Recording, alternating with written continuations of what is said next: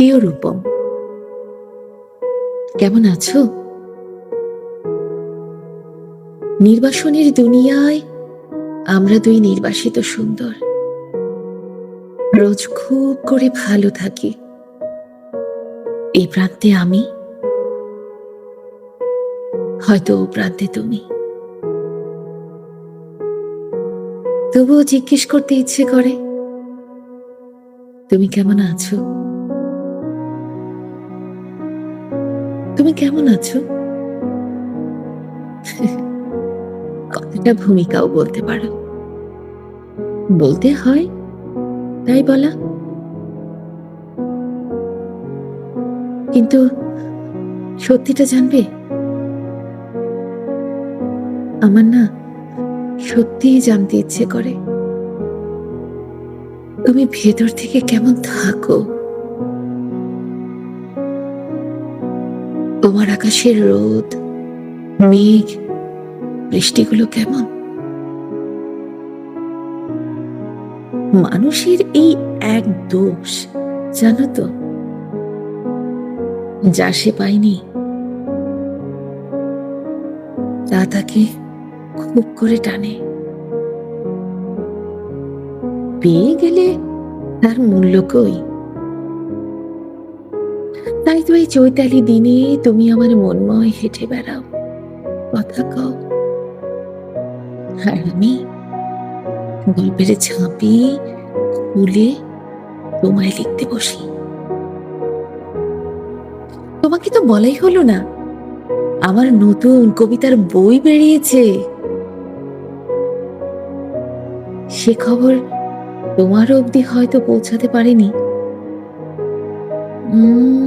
কিংবা আদৌ পৌঁছাবে কিনা জানি না।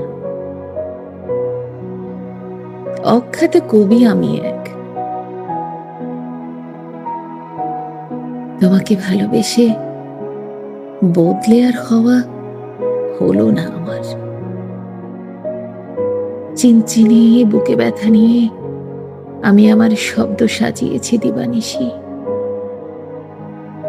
কখন যে পিঠে কবিত্বের ট্যাগ লেগে গেছে লক্ষ্যই করিনি।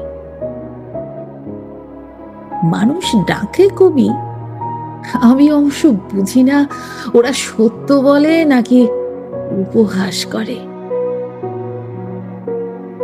আমার সারা জীবনের অর্জন হলো তোমাকে ভালোবাসার অনুভূতি। এই এক বিষয় আমি আমার ভিতর খুব গোপনে লালন করে চলি। 20 বছর পেরিয়ে গেছে তোমার অনুভব নিয়ে বুকের ভিতর। হয়তো আরো আরো 20 বছর পেরোবে।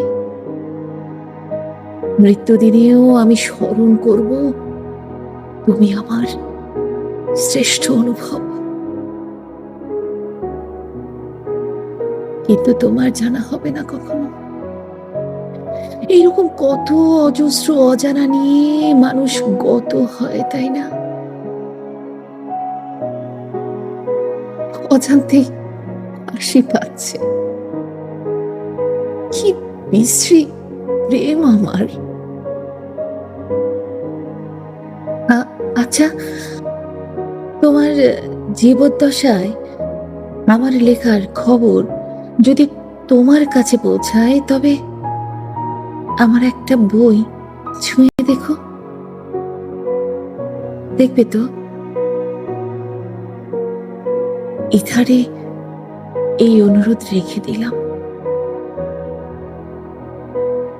ছুঁলেই বুঝবে প্রতি কবিতায় তোমার কি অর্বাচীন উপস্থিতি। তাতে যদি তুমি ভুলেও বুঝতে পারো আমার হৃদয় জুড়ে অন্য কারো বসবাস কোনো দিন ছিল না।